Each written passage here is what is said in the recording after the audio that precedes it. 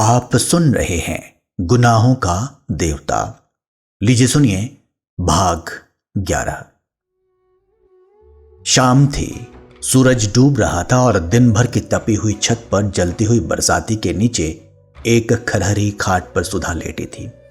एक महीन पीली धोती पहने, कोरी मार्किन की कुर्ती पहने, रूखे चिकटे हुए बाल और नाक में बहुत बड़ी सी नथ। 15 दिन के आंसुओं ने चेहरे को जाने कैसा बना दिया। न चेहरे पर सुकुमारता थी, न कठोरता, न रूप था, न ताजगी। सिर्फ ऐसा लगता था जैसे सुधा का सब कुछ लुट चुका है। न केवल प्यार और जिंदगी लुटी है, वरन आवाज भी लुट गई है और नीरवता भी, वैभव भी लुट गया और याचना भी। सुधा ने अपने पीले पल्ले से आंसू पोंछे और उठकर बैठ गई। दोनों चुप। पहले कौन बोले? विनती आई, चंदर और सुधा का खाना रखकर चली गई। खाना खाओगे सुधा? चंदर ने पूछा। सुधा कुछ बोली नहीं, सिर्फ सिर हिला दिया और डूबते हुए सूरज और उड़ते हुए बादलों की ओर देखकर जाने क्या सोचने लगी। चंदर ने थाली खिसका दी और सुधा को अपनी ओर खींचकर बोला, सुधा, इस तरह कैसे काम चलेगा? तुम्ही को देखकर तो मैं अपना धीरज संभालूंगा। बताओ, और तुम ही ये कर रही हो? सुधा चंदर के पास खिसक आई और 2 मिनट तक चुपचाप चंदर की ओर फटी हुई पथराई आंखों से देखती रही और एकदम हृदय को फाड़ देने वाली आवाज में चीख कर रो उठी। चंदर, अब क्या होगा? चंदर की समझ में नहीं आया वह क्या करे। आंसू उसके सूख चुके थे, वह रो नहीं सकता था।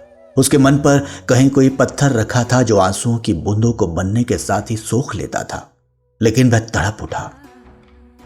सुधा, वह घबरा कर बोला, सुधा, तुम्हें हमारी कसम है, चुप हो जाओ। चुप, बिल्कुल चुप।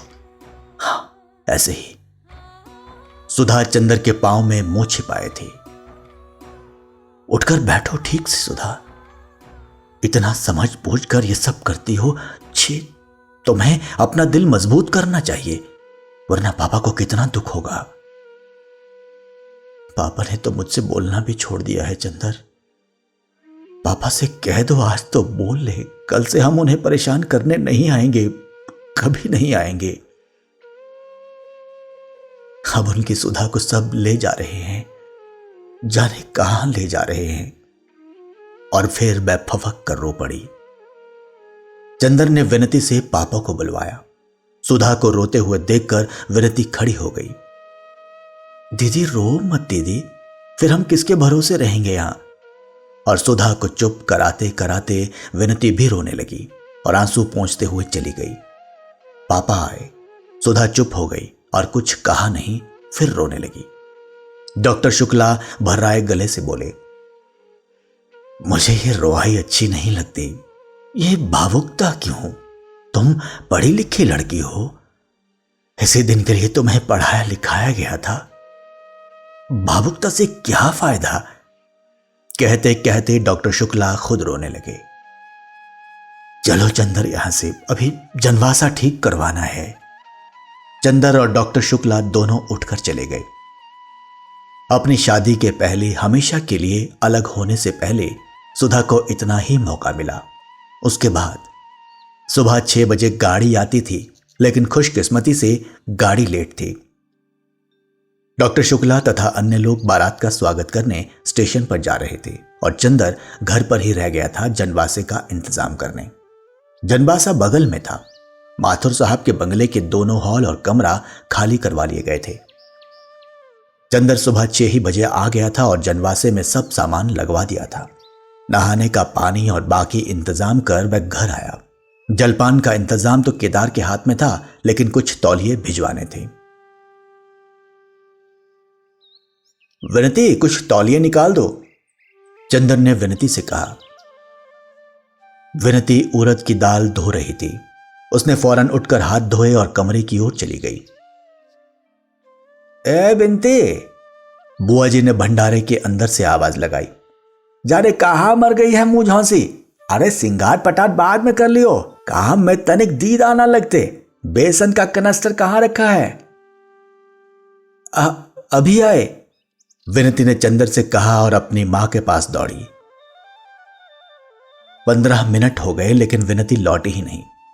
ब्याह का घर हर तरफ से विनती की पुकार मचती और विनती पंख लगाए उड़ रही थी। जब विनती नहीं लौटी तो चंदन ने सुधा को ढूंढ कर कहा, सुधी एक बहुत बड़ा सा तौलिया निकाल दो। सुधा चुपचाप उठी और स्टडी रूम में चली गई। चंदर भी पीछे पीछे गया। बैठो, अभी निकाल कर लाते हैं, सुधा ने भरी हुई आवाज में कहा और बगल के कमरे में चली गई। वहां से लौटी तो उसके हाथ में मीठे की तस्तरी थी। अरे खाने का वक्त नहीं है सुधा, 8 बजे लोग आ जाएंगे। अभी 2 घंटे हैं, खा लो चंदर। अब कभी तुम्हारे काम में हर्जा करके खाने को नहीं कहूंगी, सुधा बोली। चंदर चुप। याद है चंदर, इसी जगह आंचल में छिपाकर नान खटाई लाई थी। आओ आज अपने हाथ से खिला दूं, कल ये हाथ पराए हो जाएंगे। और सुधा ने एक इमरती तोड़कर चंदर के मुंह में दे दी। चंदर की आंखों में 2 आंसू छलक आए। सुधा ने अपने हाथ से आंसू पोंछ दिए और बोली, चंदर घर में कोई खाने का ख्याल करने वाला नहीं है, खाते पीते जाना, तुम्हें हमारी कसम है। मैं शाहजहांपुर से लौट कर आऊंगी तो दुबले मत मिलना। चंदर कुछ बोला नहीं। आंसू बहते गए, सुधा खिलाती गई, वह खाता गया। सुधा ने गिलास में पानी दिया, उसने हाथ धोया और जेब से रुमाल निकाला। क्यों आज आंचल में हाथ नहीं पहुंचोगे, सुधा बोली। चंदर ने आंचल हाथ में लिया और पलकों पर आंचल दबाकर फूट फूट कर रो पड़ा। छे चंदर, आज तो हम संभल गए हैं, हमने सब स्वीकार कर लिया चुपचाप। अब तुम कमजोर मत बनो। तुमने कहा था मैं शांत रहूं तो शांत हो गई, अब क्यों मुझे भी रुलाओगे? उठो। चंदर उठ खड़ा हुआ। सुधा ने एक पान चंदर के मुंह में देकर कत्था उसकी कमीज से लगा लिया। चंदर कुछ नहीं बोला। अरे आज तो लड़ लो चंदर, आज से खत्म कर देना। इतने में विनती तौलिया ले आई। दीदी इन्हें कुछ खिला दो, ये खा नहीं रहे हैं, विनती ने कहा। खिला दिया, सुधा बोली। देखो चंदर, आज मैं नहीं रहूंगी, लेकिन एक शर्त पर, तुम बराबर मेरे सामने रहना। मंडप में रहोगे ना?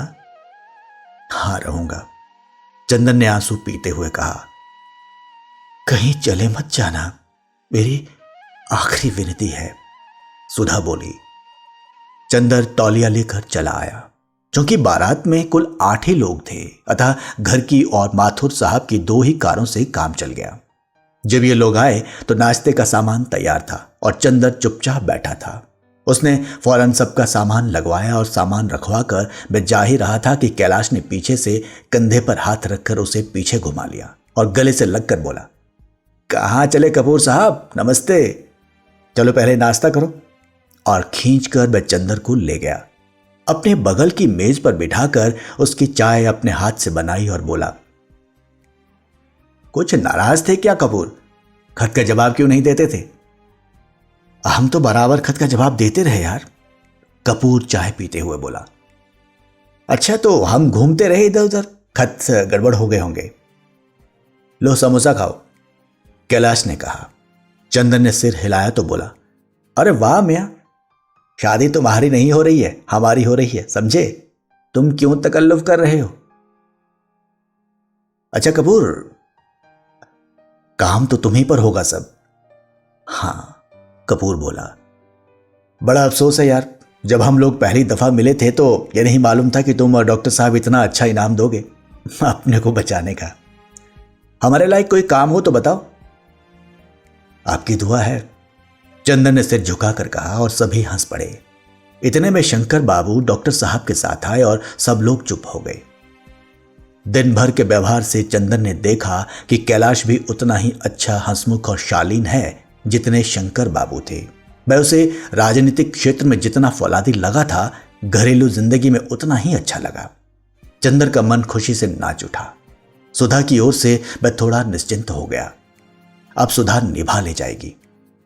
वह मौका निकालकर घर में गया। देखा सुधा को औरतें घेरे हुए बैठी हैं और महावर लगा रही हैं। विनती कनस्तर में से घी निकाल रही थी। चंदर गया और विनती की चोटी घसीट कर बोला, ओ गिलहरी, घी पी रही है क्या? विनती ने दंग होकर चंदर की ओर देखा। आज तक कभी अच्छे भले में तो चंदर ने उसे नहीं चिढ़ाया था। आज क्या हो गया? आज जबकि पिछले 15 रोज से चंदर के होंठ मुस्कुराना भूल गए थे। आंख फाड़कर क्या देख रही है? कैलाश बहुत अच्छा लड़का है, बहुत अच्छा। अब सुधा बहुत सुखी रहेगी। कितना अच्छा होगा विनती। हंसती क्यों नहीं गिलहरी? और चंदर ने विनती की बाह में चुटकी काट ली। अच्छा, हमें दीदी समझा है क्या? अभी बताती हूं। और घी भरे हाथ से चंदर की बाह पकड़कर विनती ने जोर से घुमा दी। चंदर ने अपने को छुड़ाया और विनती को चपत मारकर गुनगुनाता हुआ चला गया। विनती ने कनस्तर के मुंह पर लगा घी पोंछा और मन में बोली, देवता और किसे कहते हैं। शाम को बारात चढ़ी। सादी सी बारात, सिर्फ एक बैंड था। कैलाश ने शेरवानी और पायजामा पहना था और टोपी। सिर्फ एक माला गले में पड़ी थी और हाथ में एक कंगन बंधा था। मोर पीछे किसी आदमी के हाथ में था।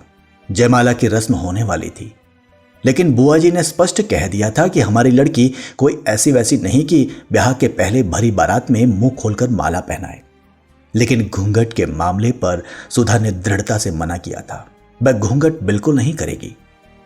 अंत में पापा उसे लेकर मंडप में आए। घर का कामकाज निपट गया था। सभी लोग आंगन में बैठे थे। कामिनी, प्रभा, लीला सभी थी। एक और बाराती बैठे थे। सुधा शांत थी, लेकिन उसका मुंह ग्रहण के चंद्रमा की तरह निस्तेज था। मंडप का एक बल्ब खराब हो गया था और चंदर सामने खड़ा उसे बदल रहा था। सुधा ने जाते जाते चंदर को देखा और आंसू पोंछकर मुस्कुराने लगी और मुस्कुराकर फिर आंसू पोंछने लगी। कामिनी, प्रभा, लीला तमाम लड़कियां कैलाश पर फब्तियां कस रही थी। सुधा सिर झुकाए बैठी थी। पापा से उसने कहा, विनती को हमारे पास भेज दो। विनती आकर सुधा के पीछे बैठ गई। कैलाश ने आंख के इशारे से चंदर को बुलाया। चंदर जाकर पीछे बैठा तो कैलाश ने कहा, यार यहां जो लोग खड़े हैं इनका परिचय तो बता दो चुपके से। चंदर ने सभी का परिचय बताया। कामिनी, प्रभा, लीला सभी के बारे में जब चंदर बता रहा था तो विनती बोली, बड़े लालची मालूम देते हैं आप। ये एक से संतोष नहीं है क्या? वाह रे जीजा जी। कैलाश ने मुस्कुराकर चंदर से पूछा, इसका ब्याह तय हुआ है कि नहीं? हो गया, चंदर ने कहा। तभी बोलने का अभ्यास कर रही हैं? मंडप में भी इसीलिए बैठी है क्या? कैलाश ने कहा। विनती झेंप गई और उठकर चली गई। संस्कार शुरू हुआ। कैलाश के हाथ में नारियल और उसकी मुट्ठी पर सुधा के दोनों हाथ। सुधा अब चुप थी। इतनी चुप कि लगता था उसके होंठों ने कभी बोलना जाना ही नहीं। संस्कार के दौरान ही पारस्परिक वचन का समय आया। कैलाश ने सभी प्रतिज्ञाएं स्वयं कही। शंकर बाबू ने कहा, लड़की भी शिक्षित है और उसे भी स्वयं वचन करने होंगे। सुधा ने सिर हिला दिया। एक असंतोष की लहर सी बारातियों में फैल गई। चंदन ने विनती को बुलाया। उसके कान में कहा, जाकर सुधा से कह दो कि पागलपन नहीं करते, इससे क्या फायदा। विनती ने जाकर बहुत धीरे से सुधा के कान में कहा। सुधा ने सिर उठाकर देखा। सामने बरामदे की सीढ़ियों पर चंदर बैठा हुआ बड़ा चिंतित सा कभी शंकर बाबू की ओर देखता और कभी सुधा की ओर। सुधा से उसकी निगाह मिली और वह सिहर सा उठा। सुधा क्षण भर उसकी ओर देखती रही। चंदन ने जाने क्या कहा और सुधा ने आंखों ही आंखों में उसे क्या जवाब दे दिया। उसके बाद सुधा नीचे रखे हुए पूजा के नारियल पर लगे हुए सिंदूर को देखती रही। फिर एक बार चंदर की ओर देखा। विचित्र सी थी वह निगाह, जिसमें कातरता नहीं थी, करुणा नहीं थी, आंसू नहीं थे, कमजोरी नहीं थी। था एक गंभीरतम विश्वास, एक उपमाहीन स्नेह, एक संपूर्णतम समर्पण। लगा जैसे वह कह रही हो, सचमुच तुम कह रहे हो। फिर सोच लो चंदर, इतने दृढ़ हो, इतने कठोर हो, मुझसे मुंह से क्यों कहलवाना चाहते हो? क्या सारा सुख लूटकर थोड़ी सी आत्मवंचना भी मेरे पास नहीं छोड़ोगे? अच्छा लो मेरे देवता, और उसने हार कर सिसकियों से सने स्वरों में अपने को कैलाश को समर्पित कर दिया। प्रतिज्ञाएं दोहरा दी और उसके बाद साड़ी का एक छोर खींचकर नथ की डोरी ठीक करने के बहाने उसने आंसू पोंछ लिए। चंदर ने एक गहरी सांस ली और बगल में बैठी हुई बुआ जी से कहा, बुआ जी अब तो बैठा नहीं जाता, आंखों में जैसे किसी ने मिर्च भर दी हो। जाओ जाओ, सोए रहो, ऊपर खाट बिछी है, कल सुबह 10 बजे विदा करे को है, कुछ खाओ पियो ने तो पड़े रह वो, बुआ ने बड़े स्नेह से कहा। चंदर ऊपर गया तो देखा एक खाट पर विनती औंधी पड़ी सिसक रही है। विनती, विनती, उसने विनती को पकड़कर हिलाया। विनती फूट फूट कर रो पड़ी। होठ पगली, हमें तो समझाती है, खुद अपने आप पागलपन कर रही है, चंदर ने रूंधे गले से कहा। विनती उठकर एकदम चंदर की गोद में समा गई और दर्दनाक स्वर में बोली, हाय चंदर, अब क्या होगा। चंदर की आंखों में आंसू आ गए। वह फूट पड़ा और विनती को एक डूबते हुए सहारे की तरह पकड़कर उसकी मांग पर मुंह रखकर फूट फूट कर रो पड़ा। लेकिन फिर भी संभल गया और विनती का माथा सहलाते हुए और अपनी सिसकियों को रोकते हुए कहा, रो मत पगली। धीरे धीरे विनती चुप हुई और खाट के पास नीचे छत पर बैठ गई और चंदर के घुटनों पर हाथ रखकर बोली, चंदर तुम आना मत छोड़ना, तुम इसी तरह आते रहना जब तक दीदी ससुराल से लौट ना आए। अच्छा, चंदर ने विनती के पेट पर हाथ रखकर कहा, घबराते नहीं, तुम तो बहादुर लड़की हो ना, सब चीज बहादुरी से सहना चाहिए। कैसी दीदी की बहन हो, क्यों। विनती उठकर नीचे चली गई। चंदर लेट रहा, उसकी पोर पोर में दर्द हो रहा था, नस नस को जैसे कोई तोड़ रहा हो, खींच रहा हो। हड्डियों के रेशे रेशे में थकान मिल गई थी, लेकिन उसे नींद नहीं आई। आंगन में पुरोहित जी के मंत्र पाठ का स्वर और बीच बीच में आने वाले किसी बाराती या औरतों की आवाजें उसके मन को अस्त व्यस्त कर देती थी। उसकी थकान और उसकी अशांति ही उसको बार बार झटके से जगा देती थी। वह करवट बदलता, कभी ऊपर देखता, कभी आंखें बंद कर लेता कि शायद नींद आ जाए, लेकिन नींद नहीं आई। धीरे धीरे नीचे का रव भी शांत हो गया, संस्कार भी समाप्त हुआ। बाराती उठकर चलने लगे और वह आवाजों से यह पहचानने की कोशिश करने लगा कि अब कौन क्या कर रहा है। धीरे धीरे सब शोर शांत हो गया। चंदन ने फिर करवट बदली और आंख बंद कर ली। धीरे धीरे एक कोहरा उसके मन पर छा गया। वह इतना जागा कि अब अगर आंख भी बंद करता तो जब पलकें पुतलियों से छा जाती तो एक बहुत कड़वा दर्द होने लगा था। जैसे तैसे उसकी थोड़ी सी आंख लगी। किसी ने सहसा जगा दिया। पलक बंद करने में जितना दर्द हुआ था उतना ही पलकें खोलने में। उसने पलकें खोली, देखा सामने सुधा खड़ी थी।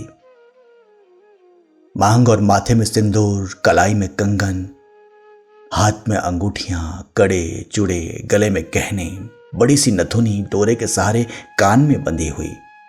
आंखें जिनमें भादों की घटाओं की गरज खामोश हो रही बरसात सी हो गई थी। वह क्षण भर पैताने खड़ी रही। चंदर उठकर बैठ गया। उसका दिल इस तरह धड़क रहा था जैसे किसी के सामने भाग्य का रूठा हुआ देवता खड़ा हो। सुधा कुछ बोली नहीं। उसने दोनों हाथ जोड़े और झुककर चंदर के पैरों पर माथा टेक दिया। चंदर ने उसके सिर पर हाथ रखकर कहा, ईश्वर तुम्हारा सुहाग अटल करे, तुम बहुत महान हो, मुझे तुम पर आज से गर्व है। आज तक तुम जो कुछ थी उससे कहीं ज्यादा हो मेरे लिए सुधा। सुधा कुछ बोली नहीं। आंचल से आंसू पोंछती हुई पायताने जमीन पर बैठ गई और अपने गले से एक बेले का हार उतारा, उसे तोड़ डाला और चंदर के पांव खींचकर खाट के नीचे जमीन पर रख लिए। अरे ये क्या कर रही हो सुधा? चंदर ने कहा। जो मेरे मन में आएगा, बहुत मुश्किल से रूंधे गले से सुधा बोली। मुझे किसी का डर नहीं। तुम जो कुछ दंड दे चुके हो उससे बड़ा दंड तो अब भगवान भी नहीं दे सकेंगे। सुधा ने चंदर के पांव पर फूल रखकर उन्हें चूम लिया और अपनी कलाई में बंधी हुई एक पुड़िया खोलकर उसमें से थोड़ा सा सिंदूर उन फूलों पर छिड़क कर चंदर के पांव पर सिर रखकर चुपचाप रोती रही। थोड़ी देर बाद उठी और उन फूलों को समेटा। अपने आंचल के छोर में उन्हें बांध लिया और उठकर चली, धीमे धीमे, निशब्द। कहां चली सुधा? चंदन ने सुधा का हाथ पकड़ लिया। कहीं नहीं, अपना हाथ छुड़ाते हुए सुधा ने कहा। नहीं नहीं सुधा, लाओ, ये हम रखेंगे। चंदन ने सुधा को रोकते हुए कहा। बेकार है चंदर, कल तक परसों तक ये जूठे हो जाएंगे देवता मेरे। और सुधा सिसकते हुए चली गई। एक चमकदार सितारा टूटा और पूरे आकाश पर फिसलते हुए जाने किस क्षितिज में खो गया। दूसरे दिन 8 बजे तक सारा सामान स्टेशन पर पहुंच गया था। शंकर बाबू और डॉक्टर साहब पहले ही स्टेशन पर पहुंच गए थे। बाराती भी सब वहीं चले गए थे। कैलाश और सुधा को स्टेशन तक लाने का जिम्मा चंदर पर था। बहुत जल्दी करते कराते भी 9:15 बज गए थे। उसने फिर जाकर कहा।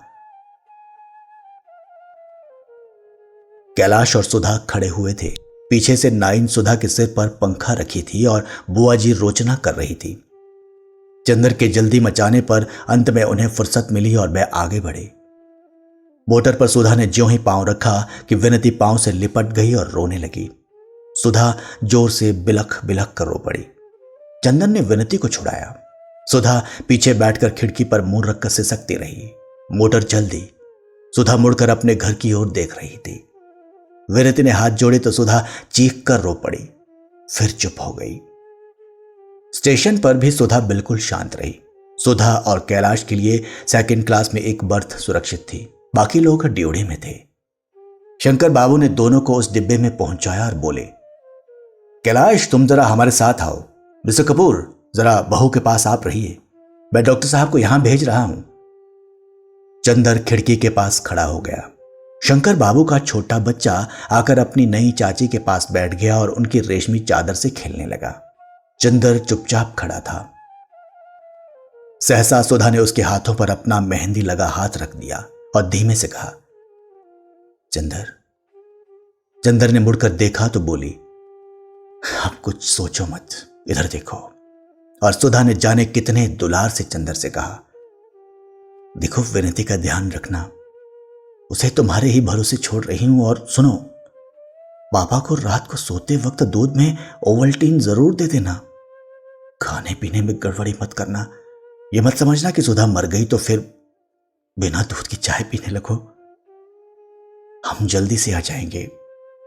मम्मी का कोई खत आए तो हमें लिखना। इतने में डॉक्टर साहब और कैलाश आ गए। कैलाश कंपार्टमेंट के बाथरूम में चला गया। डॉक्टर साहब आए और सुधा के सिर पर हाथ रखकर बोले, बेटा आज तेरी मां होती तो कितना अच्छा होता। और देख, महीने भर में बुला लेंगे तुझे, वहां घबराना मत। गाड़ी ने सीटी दी। पापा ने कहा, बेटा आप ठीक से रहना और भावुकता या बचपना मत करना, समझे। पापा ने आंख से रुमाल लगा लिया। विवाह बहुत बड़ा उत्तरदायित्व है। अब तुम्हारी नई जिंदगी है। अब तक बेटी थी, अब बहू हो। सुधा बोली, पापा तुम्हारा ओवल्टीन का डिब्बा शीशे वाली मेज पर है, उसे पी लिया करना। और पापा विनती को गांव मत भेजना, चंदर को अब घर पर ही बुला लो। तुम अकेले पड़ गए और हमें जल्दी बुला लेना। गार्ड ने सीटी दी। कैलाश ने जल्दी से डॉक्टर साहब के पैर छुए, चंदर से हाथ मिला लिया। सुधा बोली, चंदर ये पुर्जा विनती को देना और देखो मेरा नतीजा निकले तो तार देना। गाड़ी चल पड़ी। अच्छा पापा, अच्छा चंदर। सुधा ने हाथ जोड़े और खिड़की पर टिक कर रोने लगी और बार बार आंसू पहुंच पहुंच कर देखने लगी। गाड़ी प्लेटफॉर्म के बाहर चली गई तब चंदर मुड़ा। उसके बदन में पोर पोर में दर्द हो रहा था। वह कैसे घर पहुंचा उसे मालूम नहीं। चंदर को हफ्ते भर तक होश नहीं रहा। शादी के दिनों में उसे एक नशा था जिसके बल पर वह मशीन की तरह काम करता गया। शादी के बाद इतनी भयंकर थकावट उसकी नसों में कसक उठी कि उसका चलना फिरना मुश्किल हो गया था। वह अपने घर से होटल तक खाना खाने नहीं जा पाता था। बस पड़ा पड़ा सोता रहता। सुबह 9 बजे सोता, 5 बजे उठता। थोड़ी देर होटल में बैठकर फिर वापस आ जाता। चुपचाप छत पर लेटा रहता और फिर सो जाता। उसका मन एक उजड़े हुए नीड़ की तरह था, जिसमें से विचार, अनुभूति, स्पंदन और रस के विहंगम कहीं दूर उड़ गए थे। लगता था जैसे वह सब कुछ भूल गया है। सुधा, विनती, पम्मी, डॉक्टर साहब, रिसर्च, थीसिस, सब कुछ। ये सब चीजें कभी कभी उसके मन में नाच जाती, लेकिन चंदर को ऐसा लगता कि ये किसी ऐसी दुनिया की चीजें हैं जिसको वह भूल गया है, जो उसके स्मृति पटल से मिट चुकी है। कोई ऐसी दुनिया जो कभी थी, कहीं थी, लेकिन किसी भयंकर जल प्रलय ने जिसका कण कण ध्वस्त कर दिया था। उसकी दुनिया अपनी छत तक सीमित थी। छत के चारों ओर की ऊंची दीवारों और उन 4 दीवारों से बंधे हुए आकाश के चौकोर टुकड़े तक ही उसके मन की उड़ान बंध गई थी। उजाला पाख था। पहले वह लुब्धक तारे की रोशनी देखता, फिर धीरे धीरे चांद की दुधिया रोशनी सफेद कफन की तरह छा जाती और मन में थके हुए स्वर जैसे चांदनी को ओढ़ता हुआ सा कहता, सो जा मुर्दे, सो जा। छठे दिन उसका मन कुछ ठीक हुआ। थकावट जो एक केंचुल की तरह उस पर छाई हुई थी, धीरे धीरे उतर गई और उसे लगा जैसे मन में कुछ टूटा हुआ सा दर्द कसक रहा है। ये दर्द क्यों है, कैसा है, यह उसके कुछ समझ में नहीं आता था। 5 बजे थे, लेकिन धूप बिल्कुल नहीं थी। पीले उदास बादलों की एक झीनी तह ने ढलते हुए आषाढ़ के सूरज को ढंक लिया था। हवा में एक ठंडक आ गई थी। लगता था झोंके किसी वर्षा के देश से आ रहे हैं। वह उठा, नहाया और विनती के घर चल पड़ा। डॉक्टर शुक्ला लॉन पर हाथ में किताब लिए टहल रहे थे। 5 दिनों में जैसे वे बहुत बूढ़े हो गए थे। बहुत झुके हुए से निस्तेज चेहरा, डबडबाई आंखें और चाल में जैसे उम्र थक गई हो। उन्होंने चंदर का स्वागत भी उस तरह नहीं किया जैसा पहले करते थे। सिर्फ इतना बोले, चंदर, 2 दफे ड्राइवर को भेजकर बुलाया तो मालूम हुआ तुम सो रहे हो। अब अपना सामान यहीं ले आओ। और वे बैठकर किताब उलट पलट कर देखने लगे। अभी तक वे बूढ़े थे, उनका व्यक्तित्व तरुण था। आज लगता था जैसे उनके व्यक्तित्व पर झुर्रियां पड़ने लगी है, उनके व्यक्तित्व की कमर भी झुक गई है। चंदर कुछ नहीं बोला, चुपचाप खड़ा रहा। सामने आकाश पर एक अजब सी जर्दी छा रही थी। डॉक्टर साहब ने किताब बंद की और बोले, सुना है कॉलेज के प्रिंसिपल आ गए हैं, जाऊं जरा उनसे तुम्हारे बारे में बात कराऊं। तुम जाओ, सुधा का खत आया है विनती के पास। बुआ जी हैं? चंदर ने पूछा। नहीं, आज ही सुबह तो गई। हम लोग कितना रोकते रहे, लेकिन उन्हें कहीं और चैन ही नहीं पड़ता। विनती को बड़ी मुश्किल से रोका मैंने। और डॉक्टर साहब गैरेज की ओर चल पड़े। चंदर भीतर गया। सारा घर इतना सुनसान था, इतना भयंकर सन्नाटा कि चंदर के रोए रोए खड़े हो गए। शायद मौत के बाद का घर भी इतना नीरव और इतना भयंकर ना लगता होगा जितना ये शादी के बाद का घर। सिर्फ रसोई से कुछ खटपट की आवाज आ रही थी। विनती, चंदर ने पुकारा। विनती चौके में थी। वह निकल आई। विनती को देखते ही चंदर दंग हो गया। वह लड़की इतनी दुबली हो गई थी जैसे बीमार हो। रो रो कर उसकी आंखें सूज गई थी और होंठ मोटे पड़ गए थे। चंदर को देखते ही उसने कढ़ाई उतार कर नीचे रख दी और बिखरी हुई लटें सुधार कर, आंचल ठीक कर बाहर निकल आई। कमरे से खींचकर एक चौकी आंगन में डालकर चंदर से बहुत उदास स्वर में बोली, बैठिए। घर कितना सूना लग रहा है विनती, तुम अकेले कैसे रहती होगी? चंदर ने कहा। विनती की आंखों में आंसू छलछला आए। विनती, रोती क्यों हो? छी, मुझे देखो, मैं कैसे पत्थर बन गया हूं। क्यों? तुम तो इतनी अच्छी लड़की हो। चंदर ने विनती के कंधे पर हाथ रखकर कहा। विनती ने आंसू भरी पलकें चंदर की ओर उठाई और बड़े ही कातर स्वर में कहा, आप देवता हो सकते हैं, लेकिन हर एक तो देवता नहीं है। फिर आपने कहा था आप आएंगे बराबर, पिछले हफ्ते से आए भी नहीं। यह भी नहीं सोचा कि हमारा क्या हाल होगा। रोज सुबह शाम कोई भी आता तो हम दौड़कर देखते कि आप आए हैं या नहीं। दीदी आपकी थी बस, हम तो आपकी कोई नहीं है। नहीं विनती, इतने थक गए थे कि कहीं आने जाने की हिम्मत ही नहीं पड़ती थी। बुआ जी को जाने क्यों दिया तुमने? उन्हें रोक लेती। चंदर ने कहा। अरे वह थी तो रोने भी नहीं देती थी। मैं 2-3 दिन तक रोई तो मुझ पर बहुत बिगड़ी और महाराजन से बोली, हमने तो ऐसी लड़की ही नहीं देखी। बड़ी बहन का ब्याह हो गया तो मारे जलन के दिन रात आंसू बहा बहा कर अमंगल बनाती है। जब वक्त आएगा तभी शादी करेंगे कि अभी किसी के साथ निकाल दूं। विनती ने एक गहरी सांस लेकर कहा, आप समझ नहीं सकते कि जिंदगी कितनी खराब है। अब तो हमारी तबीयत होती है कि मर जाएं। अभी तक दीदी थी, सहारा दिए रहती थी, हिम्मत बंधाए रहती थी। अब तो कोई नहीं है हमारा। छी, ऐसी बातें नहीं करते विनती। महीने भर में सुधा आ जाएगी। और मां की बातों का क्या बुरा मानना। आप लड़की होते तो समझते चंद्र बाबू। विनती बोली और जाकर एक तस्तरी में नाश्ता ले आई। लो, दीदी कह गई थी कि चंद्र के खाने पीने का ख्याल रखना, लेकिन ये किसको मालूम था कि दीदी के जाते ही चंद्र गैर हो जाएंगे। नहीं विनती, तुम गलत समझ रही हो। जाने क्यों एक अजीब सी खिन्नता मन में आ गई थी। कुछ करने की तबीयत ही नहीं होती थी। आज कुछ तबीयत ठीक हुई तो सबसे पहले तुम्हारे ही पास आया विनती। अब सुधा के बाद मेरा है ही कौन सिवा तुम्हारे। चंद्र ने बहुत उदास स्वर में कहा। तभी ना उस दिन मैं बुलाती रह गई और आप ये गए वह गए और आंख से ओझल। मैंने तो उसी दिन समझ लिया था आप पुराने चंद्र बाबू बदल गए। विनती ने रोते हुए कहा। चंद्र का मन भर आया था, गले में आंसू अटक रहे थे, लेकिन आदमी की जिंदगी भी कैसी अजब होती है। वह रो भी नहीं सकता था, माथे पर दुख की रेखा भी झलकने नहीं दे सकता था, इसलिए कि सामने कोई ऐसा था जो खुद दुखी था और सुधा की थाती होने के नाते विनती को समझाना उसका पहला कर्तव्य था। विनती के आंसू रोकने के लिए वह खुद अपने आंसू पी गया और विनती से बोला, लो कुछ तुम भी खाओ।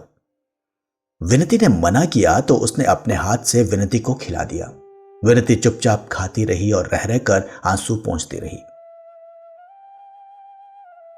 इतने में महाराजिन आई। विनती ने चौके के काम समझा दिए और चंद्र से बोली, चलिए ऊपर चलें। चंद्र ने चारों ओर देखा, घर का सन्नाटा वैसा ही था। सहसा उसके मन में एक अजीब सी बात आई। सुधा के साथ कभी भी कहीं भी वह जा सकता था, लेकिन विनती के साथ छत पर अकेले जाने में क्यों उसके अंतःकरण ने गवाही नहीं दी। वह चुपचाप बैठा रहा। विनती कुछ भी हो, कितनी ही समीप क्यों ना हो, विनती सुधा नहीं थी, सुधा नहीं हो सकती थी। नहीं, यही ठीक है, चंद्र बोला। विनती गई, सुधा का पत्र ले आई। चंद्र का मन जाने कैसा होने लगा। लगता था जैसे अब आंसू नहीं रुकेंगे। उसके मन में सिर्फ इतना आया कि अभी 72 घंटे पहले सुधा यही थी, इसी घर की प्राण थी। आज लगता है जैसे इस घर में सुधा थी ही नहीं। आंगन में अंधेरा होने लगा था। वह उठकर सुधा के कमरे के सामने पड़ी हुई कोच पर बैठ गया और विनती ने बत्ती जला दी। खत छोटा सा था। डॉक्टर चंद्र बाबू, क्या तुम कभी सोचते थे कि तुम इतनी दूर होंगे और मैं तुम्हें खत लिखूंगी? लेकिन खैर, अब तो घर में चैन की बंसी बजाते होंगे। एक अकेले में ही कांटे जैसे खटक रही थी, उसे भी तुमने निकाल फेंका। अब तुम्हें ना कोई परेशान करता होगा, ना तुम्हारे पढ़ने लिखने में बाधा पहुंचती होगी। अब तो तुम 1 महीने में 10-12 थीसिस लिख डालोगे। जहां दिन में 24 घंटे तुम आंख के सामने रहते थे, वहां अब तुम्हारे बारे में एक शब्द सुनने के लिए तड़प उठती हूं। कई दफे तबीयत आती है कि जैसे विनती से तुम्हारे बारे में बातें करती थी, वैसे ही इनसे तुम्हारे बारे में बातें करूं, लेकिन ये तो जाने कैसी कैसी बातें करते हैं। और सब ठीक है, यहां बहुत आजादी है मुझे। माँ जी भी बहुत अच्छी है, पर्दा बिल्कुल नहीं करती। अपनी पूजा के सारे बर्तन पहले ही दिन हमसे मंजवाए। देखो, पापा का ध्यान रखना और विनती को जैसा मैं छोड़ आई हूं उतनी ही मोटी रहे। मैं महीने भर बाद आकर तुम्ही से विनती को वापस लूंगी, समझे? ये ना करना कि मैं ना रहूं तो मेरी बजाय विनती को रुला रुला कर कुड़ा कुड़ा कर मार डालो, जैसी तुम्हारी आदत है। चाय ज्यादा मत पीना, खत का जवाब फौरन देना। तुम्हारी सुधा। चंदन ने चिट्ठी एक बार फिर पढ़ी, 2 बार पढ़ी और बार बार पढ़ता गया। हल्के हरे कागज पर छोटे छोटे काले अक्षर जाने कैसे लग रहे थे, जाने क्या कह रहे थे। छोटे छोटे, अर्थात कुछ उनमें अर्थ था जो शब्द से भी ज्यादा गंभीर था। युगों पहले व्याकरणों ने उन शब्दों के जो अर्थ निश्चित किए थे, सुधा की कलम से जैसे उन शब्दों को एक नया अर्थ मिल गया था। चंदर बेसुध सा तन्मय होकर उस खत को बार बार पढ़ता गया और किस समय वे छोटे छोटे नादान अक्षर उसके हृदय के चारों ओर क्वच जैसे बौद्धिकता और संतुलन के लौह पत्र को चीरकर अंदर बिंद गए और हृदय की धड़कनों को मरोड़ना शुरू कर दिया, ये चंदर को खुद नहीं मालूम हुआ, जब तक कि उसकी पलकों से एक गर्म आंसू खत पर नहीं टपक पड़ा। लेकिन उसने विनती से बेआंसू छिपा लिया और खत मोड़कर विनती को दे दिया। विनती ने खत लेकर रख लिया और बोली, अब चलिए खाना खा लीजिए। चंदर इनकार नहीं कर सका। महाराजन ने थाली लगाई और बोली, भैया नीचे अबहिन आंगन धोआ जाई, आप जाए के ऊपर खाए ले। चंदर को मजबूरन ऊपर जाना पड़ा। विनती ने खाट बिछा दी, एक स्टूल डाल दिया, पानी रख दिया और नीचे थाली लाने चली गई। चंदर का मन भारी हो गया था। ये वही जगह है, वही खाट है जिस पर शादी की रात में सोया था। इसी के पैताने सुधा आकर बैठी थी, अपने नए सुहाग में लिपटी हुई सी। यहीं पर सुधा के आंसू गिरे थे। विनती थाली लेकर आई और नीचे बैठकर पंखा करने लगी। हमारी तबीयत तो है ही नहीं खाने की विनती, चंद्र ने भराए हुए स्वर में कहा। अरे बिना खाए पिए कैसे काम चलेगा, और फिर आप ऐसा करेंगे तो हमारी क्या हालत होगी। दीदी के बाद और कौन सहारा है, खाइए। और विनती ने अपने हाथ से एक कौर बनाकर चंदर को खिला दिया। चंदर खाने लगा। चंदर चुप था, मैं जाने क्या सोच रहा था। विनती चुपचाप बैठी पंखा झल रही थी। क्या सोच रहे हैं आप, विनती ने पूछा। कुछ नहीं, चंदर ने उतनी ही उदासी से कहा। दही बताइएगा, विनती ने बड़े कातर स्वर में कहा। चंदर एक फीकी मुस्कान के साथ बोला, विनती अब तुम इतना ध्यान न रखा करो, तुम समझती नहीं बाद में कितनी तकलीफ होती है। सुधा ने क्या कर दिया है ये वह खुद नहीं समझती। कौन नहीं समझता, विनती एक गहरी सांस लेकर बोली। दीदी नहीं समझती या हम नहीं समझते, हम सब समझते हैं, लेकिन जाने मन कैसा पागल है कि सब कुछ समझकर धोखा खाता है। अरे दही तो आपने खाया ही नहीं। मैं पूड़ी लाने चली गई।